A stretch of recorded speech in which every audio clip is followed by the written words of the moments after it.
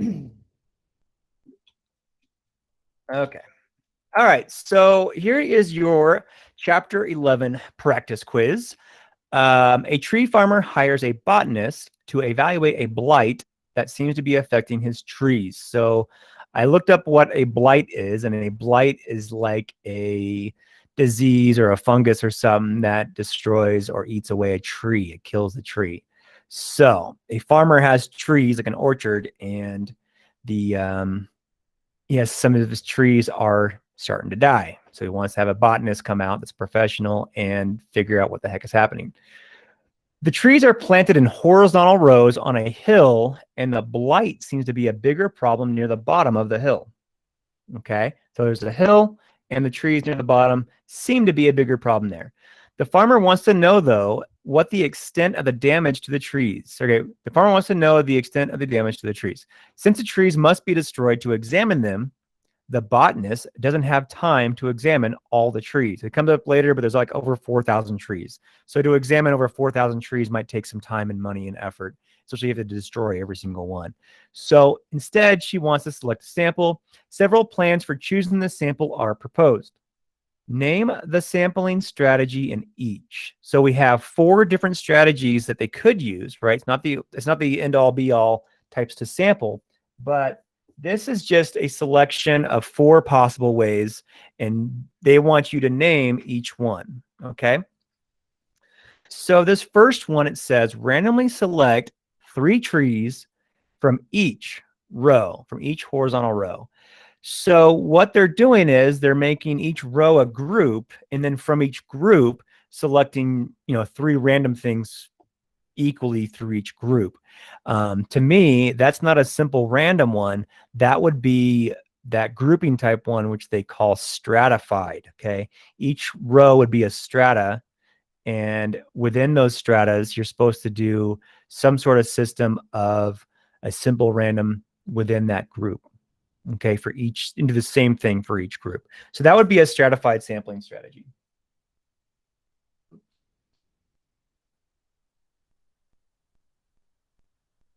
So stratified. Okay, question B. Lay out a grid on a map of the hill. Randomly select 8 squares from the grid and check all trees in those squares. So let's just say, you make like a 10 by 10 map or something like that, or maybe like an 8 by 8 map of the orchard, right? You're doing something like this. You've got your trees, whatever, and you go, okay, I'm going to pick randomly whatever. I assign these numbers, I roll a die, I go to random number table, whatever it is, and I select this one, this one, this one, and let's say that one. I'm going to sample all those ones, and from those samples, I'm going to do something with it, okay? That's what it means by laying out a grid and randomly selecting 8 squares from the grid, and then check all the trees in those squares. So what they're doing here, the big takeaway from this one, like the big indicator of what they're doing is you have groupings within groupings, and then in those little small subgroups, right? You're going to do a census in that little small subgroup. Okay, you take groupings, you have a smaller group, and in that small group you test everything. Okay, it's kind of like picking a couple classrooms around campus, and in those classrooms, you ask everybody the same question or whatever. Okay, you sample or survey everyone in that group. That whole thing here, okay, that is a big indicator of a cluster. Okay, so it looks sort of stratified, but the difference with stratify is you're not picking some rows and then you're gonna evaluate all the trees in that row. You're only doing 3 from each row. This is selecting these grids, and then in those grids you're doing all the trees in those randomly selected squares. Okay, maybe there's only 2, 3, or 4 trees, and so at that point, 8 times 3 or so, let's say about 20 to 30 probably trees in all, okay, would have to be done. So I'm not sure how many they're willing to do, the time, money, etc. But whenever I see something like this about all the stuff in that group, okay, that would be a cluster.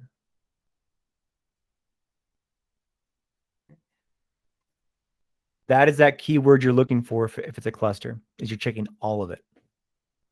Okay, randomly pick a number from 1 to 30. Start at that tree at the position in the first row. Then go to every 30th tree after that. So that is a system, right? You're starting randomly, and then from randomly, you're going to go 30, 30, 30, 30, 30, 30, 30, or whatever they're doing, right? And so when you do something like that, that is a systematic approach. Okay, usually like counting heads and go, okay, 1, 2, 3, 4, 5, you, 1, 2, 3, 4, 5, you. Okay, that is a system that's considered a that is a random sampling method called a systematic sampling method. So that is systematic. Okay, because you put a system in place. What's the system? You start randomly in the first 30, and then you count 30 after that.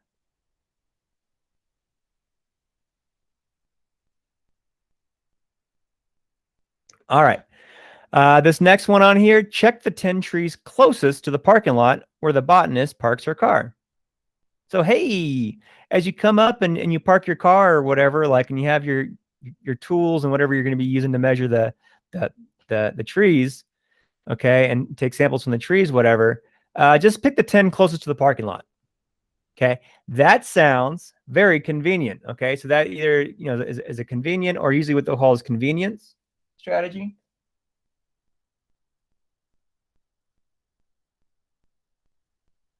Convenience. Okay, so once again, the big tell for convenience is usually this word here, right?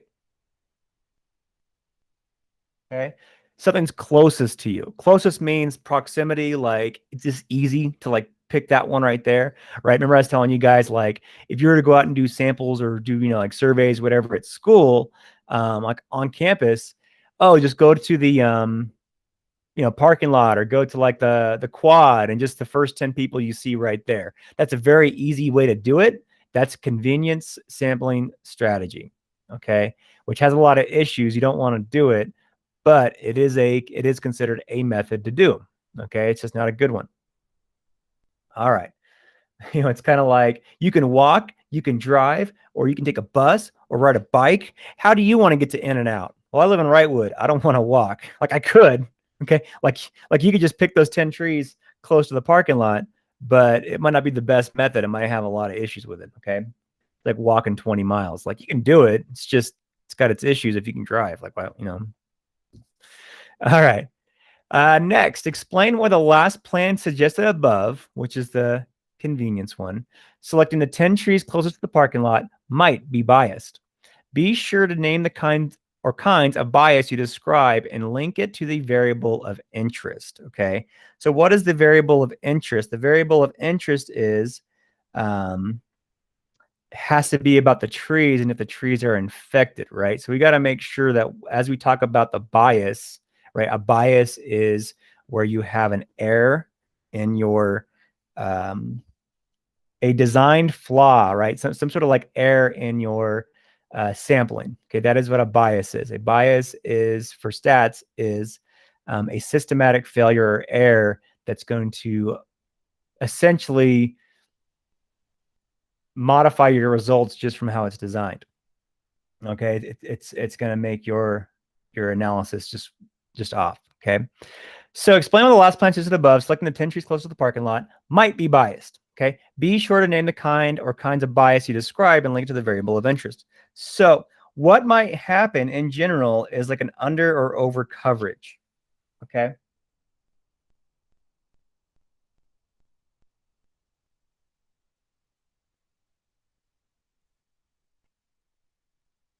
The book answer actually says I think they use just under coverage, but I want to make sure we also talk about possibly over coverage on something like this. Because if you parked to the parking lot, it didn't tell you where the parking lot was. Okay, and if you've got if you have a hill, okay, and you've got, let's say this is where all your trees are. This is me drawing trees. They're like apple trees, right?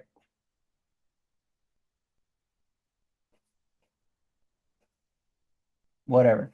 This is my awesome drawing of a vineyard, okay, they don't, not vineyard, orchard, they don't tell you where the parking lot is, okay? They already told you that the farmer sees a lot of the blight on the trees down at the bottom of the hill. So what if the parking lot was down here?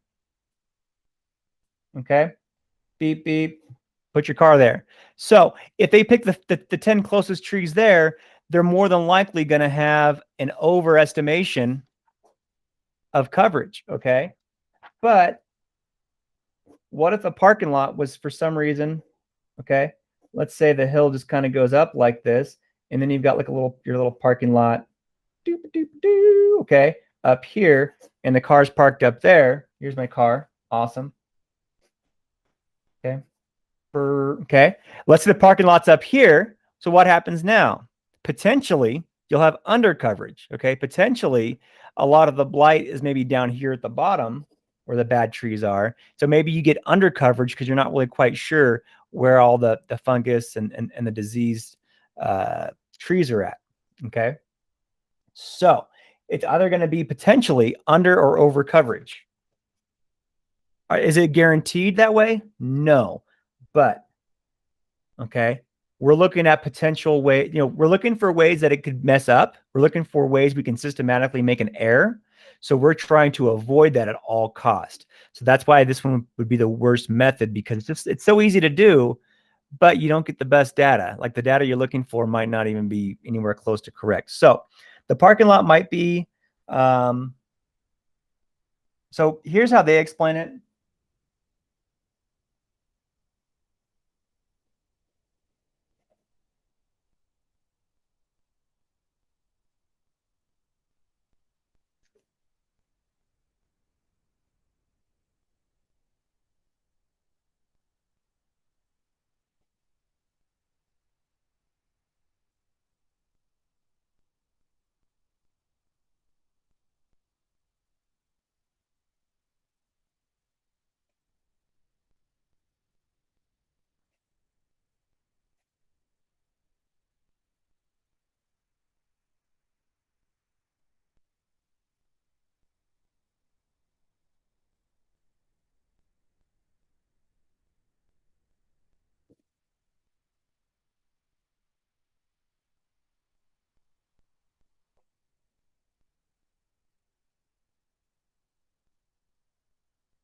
Okay, so I'm just going to explain it like this. I'm not going to go too crazy technical. Hopefully you guys understand this description. Under or over coverage, okay, that is like the bias, okay? That might be where the bias comes in, okay? So the reason why it might be under or over coverage, okay, like over or underestimating it, okay, is that the parking lot could be at the top, could be at the bottom. We don't know where it's at. And we already know that there's a problem at the bottom of the hill, okay? So it could be at the top, could be at the bottom. We don't know. And so at that point, we're not sure where they're parking. So we're not sure if they pick the 10 closest trees to them. We don't know if it might be the top of the hill where there might not be as many cases, or the bottom of the hill where we already know there's potentially a lot more cases. So it's just not a good method. Okay. Convenience method is just considered a terrible, terrible method. Okay. All right, moving on. This next one, there are 4,237 trees. So the reason why I made the change was the old one that I had printed, there was a mistake and it said 1,000 trees in the hill. Okay. But the mistake, it should be 4,000. Okay. It should be 4,237. So since there's over 4,000 trees in the hill, explain how to use a random digit table to select a simple random sample of 20 trees. Then use the random digit table below to select the first 5 trees for your sample. All right. So some key stuff here. Okay, it talks about the 20 trees there, but we're just going to select the first 5. That's important too, right? I like to kind of circle stuff that I see as important. Oh, and it says a simple random sample. So that's also SRS. Okay, that's also important information. So one thing we haven't really focused on, I didn't do too much when we went to this last chapter, right, at the end of last semester. But I'll show you now. I'm sure you guys will be rock stars at it. It's pretty easy to do. But check this out, okay? We want to basically call, or we want to label each one of those trees. We want to give each tree a number, okay? Now there's more than 10 trees. If there was 10 trees, we would say 0 through 9. We'd label the trees 0 through 9 and go through here and find the first 5 numbers we see, okay? There's over 4,000. So we're going to go ahead and we're going to number the trees 0001 to 4237, okay?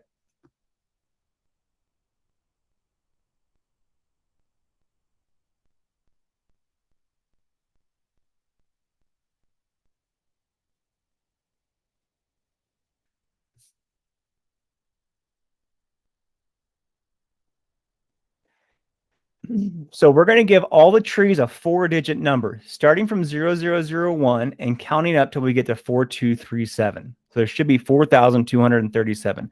I'm not going to start at 4 zeros because 4 zeros would include an extra number. Therefore, that would be 4,238 trees. So we're going to start at 1 and count all the way to this one, okay? And then what we're going to do is we're going to select the first 5 trees we come across. Well, I guess explain how we would do it for 20. So I'm going to go ahead and say to select the first 20 trees. Okay.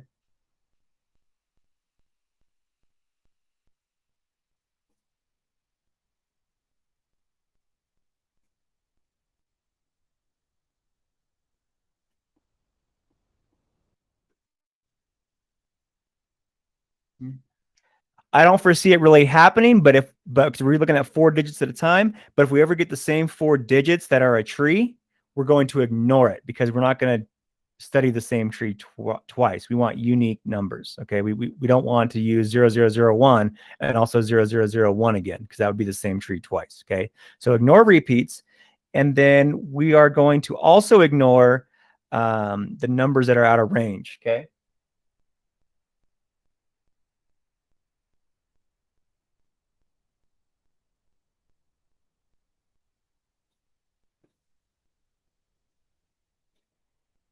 What I mean by out of range are numbers like 4,238 or maybe even all zeros. Okay, so I went ahead and just put a very basic plain statement saying ignore numbers out of range. And so let's see what I mean. And we're going to go ahead and let's see how I'm going to apply this. Now, real quick before I get started, I'm going to make a little note. I'm just doing the first 5 trees. So I'm going to write it like this.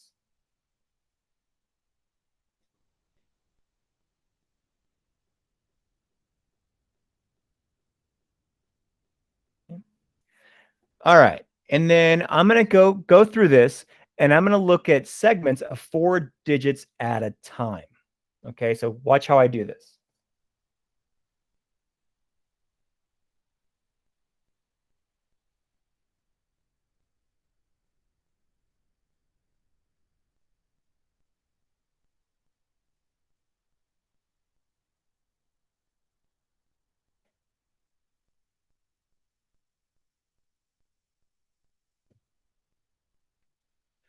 Okay, so what you see here, like this first 4-digit like series here, this would be 490.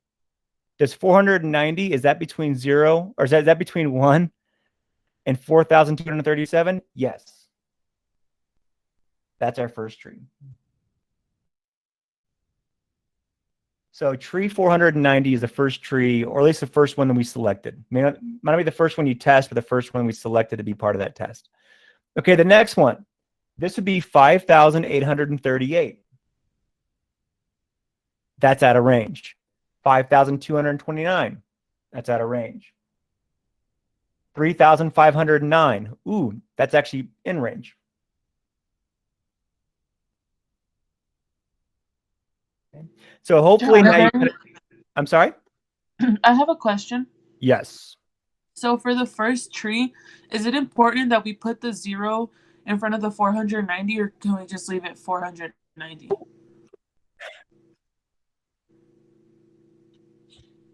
Here's the thing about writing this stuff out. I would say it doesn't matter. I would say what's more important is that you recognize that 0490, those combinations of those 4 digits back to back to back, represent the number 490. So whether you write 0490 or just 490, if this was your problem on the test, I would be happy that you figured it out. Okay. And I would say that pretty much every other stats teacher, at least high school stats teacher across the country, would probably agree with that statement. Okay. So I wouldn't worry about 0490 or just 490. Same thing with this one here, 3509. I don't think it really matters whether you would write 3509 or 3,509. I don't really think that's a big issue. The reason why I wrote it like this, just being honest with you, is the answer key writes it like this. So I'm just kind of doing their business. Okay. Okay. Thank you, Mr. Atterbury. Yeah. So one more time, that's one of those things. If you understand the process and you're doing the process, but as long as you can communicate it so that a regular person, at least me, can understand that I know what you're doing. Okay. So if you put 0490 or just 490, same thing with this. If you put the comma or don't put the comma, either way should be perfectly acceptable. Okay. That's one of those things that I would say don't worry about. If you put 5,838, that would be wrong. Okay. So it's one of those things that how you write it isn't going to be wrong, but which ones you do write, those would be wrong. Okay. All right. This one, that looks good too. So 1397. I like writing the comma there because I just like commas to separate every 3 digits. 4953, that's out of range.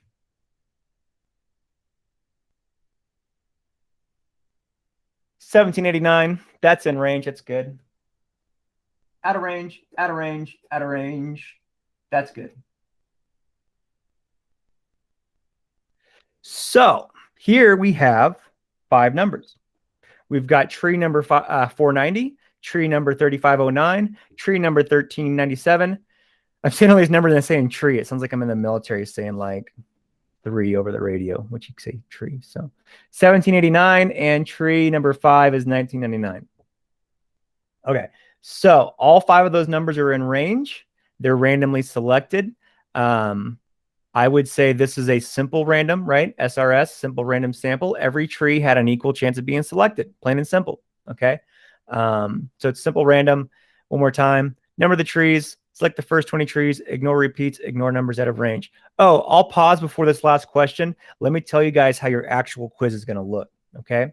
This first question, it's going to be very similar, but different type of problem, but the same kind of setup where you have 4 different strategies that are written for you based on a question.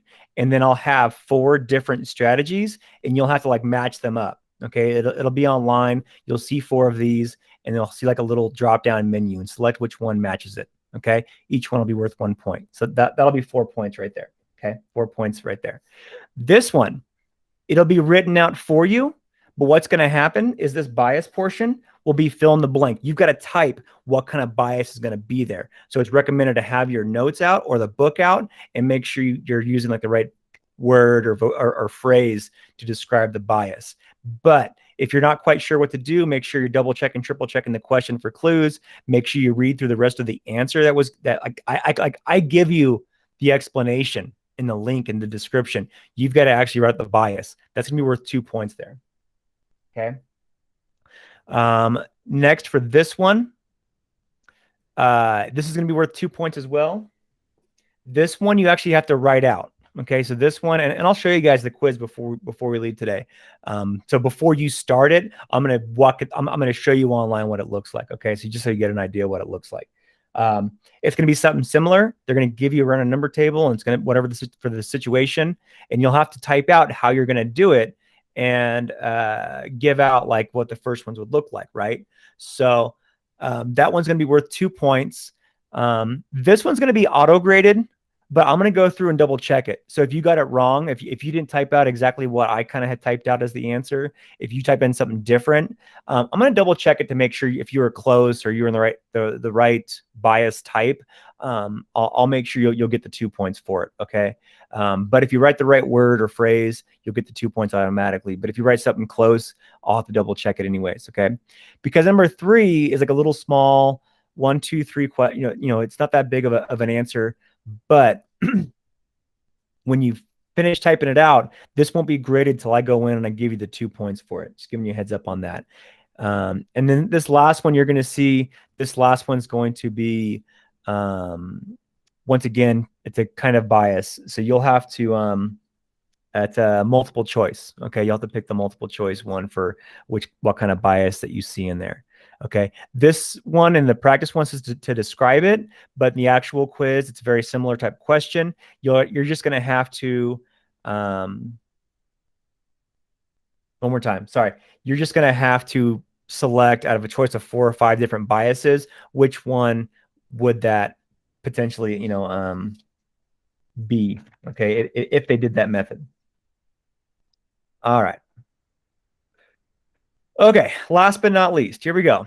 Describe the kind of bias that might be present if the botanist decides that instead of doing a simple random sampling, they'll just A, drop grains of rice on the aerial photo of the hill and inspect the trees that had rice land on them.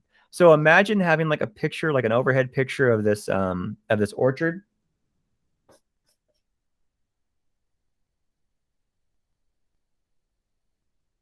Okay, that's obviously a small representation. According to their numbers here, there's over 4,000 trees. So imagine this, but times, like 1,000, right? Or 500 or whatever the multiplier would be. So imagine doing something like this and then dropping like grains of rice like on top of the picture, on top of like the image. Okay, so what might happen is like you'll get like these little grains of rice on there. Okay. Is that simple random test, or is that simple random sampling? No. Okay, simple random sampling is where every tree has an equal chance. Now, in a situation like this, okay, it's kind of abstract and makes you kind of think a little bit, right? But you got to think about the situation. You're talking about trees, okay? A picture of trees. Is every tree the same size? They might be similar for an orchard, right? They might be really similar at an orchard. But the fact that you're talking about these natural, like these trees, okay? Some trees might be a little bit bigger than the other trees. So the trees that have the bigger picture, right? If a tree's got a bigger picture, it has a higher chance of having rice fall on it than like a small tree. Okay. So because like this is a pure simple random sample, right? So this one, by dropping the rice on top of a picture of trees, since some trees potentially will be larger than other trees, those trees that are larger actually have a higher chance of being selected. So think about the other methods we talked about, even the other methods that are on this page. No, none of that stuff looks like this. Like it's almost like a convenience type thing, right? By just doing that. Like it seems easy and cheap to do. But at the end of the day, the bias that can happen is it's more likely that a larger tree is going to be selected. Okay.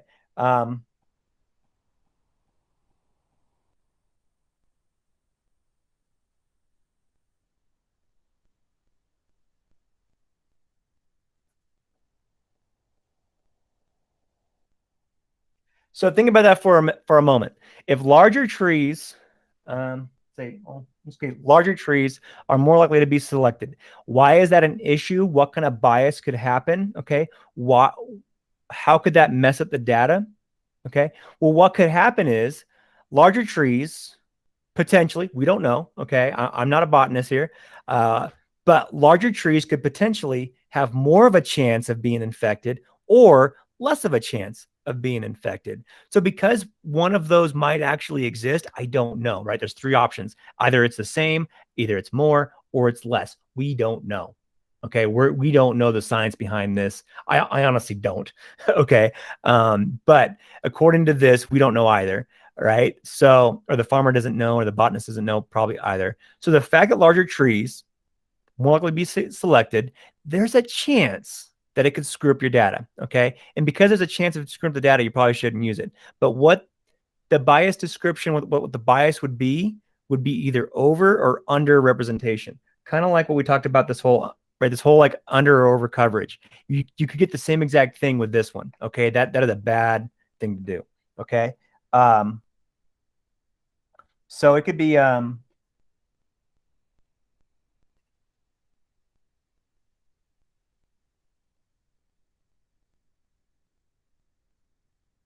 if this was your quiz, you wouldn't see both of those, over or under coverage. Okay. You'd probably just see one. So you would select that one. Okay. But one more time, when you're trying to do like a simple random sampling or something that looks like simple random sampling, but if something has a higher chance of being selected, that's going to either give you over or under coverage. Okay. It's not going to give you a good estimate. It's not going to get you in the right area of what's actually happening. All right. Last but not least, ask the farmer to choose which trees he would like tested. Okay. So if I was the farmer, I believe I would pick the ones that I know that I thought would have the blight, that would have this disease. So one more time, I'm calling this botanist out to do some sampling and some research to help me figure out which trees in my orchard need to go, because they're not doing what they need to be doing. They're dying on the inside, and I got to get rid of them and figure out what's happening, because that might infect other trees, yada, yada, yada, et cetera, et cetera. Okay. So if someone came to me and said, hey, which ones do you want to get tested?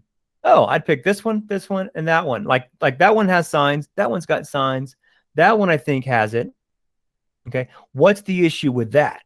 Okay. Does that give you a big picture of all 4,000 trees? No, not at all. Okay. So, you would expect in a situation like this, okay, it would be common to expect the person picking this stuff, the farmer picking the trees, okay, it's kind of like that, it's kind of like that convenience type thing where they might once again get like this might actually be like an over coverage thing. This might be pretty obvious that it's going to be over coverage, okay.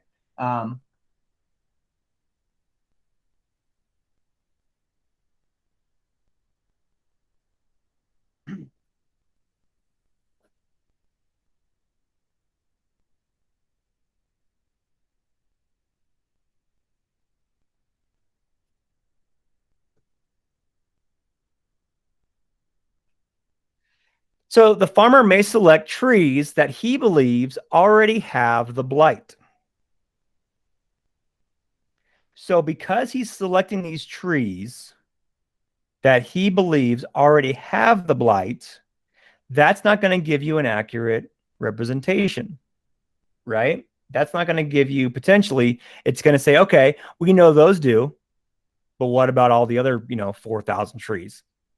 Like, come on, man, help me out, So that's why it'd probably be better to select random samples from across all over the place, test those ones, and then where you see ones that are like maybe look for patterns or trends of data. Say, oh, in this corner and on this side, I see where there's like a pattern over here. So we should test these in this area over here more, right?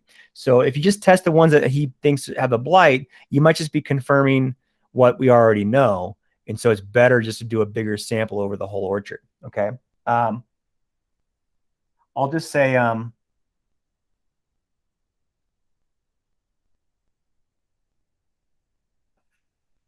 going to say over coverage, because that's pretty much what it is. Okay. With this one, we're not really quite sure because we don't know the patterns of larger trees. Larger trees may be more healthy. Larger trees might not get this blight, and so therefore that could be an easy under coverage. But we don't know. Maybe larger trees are larger because they had this disease and they're kind of blowing up. I honestly don't know. So with that said, I'm going to go ahead and stop the video. That way you guys have a nice clean video to check out, and watch this video if you need to review. Okay. All right.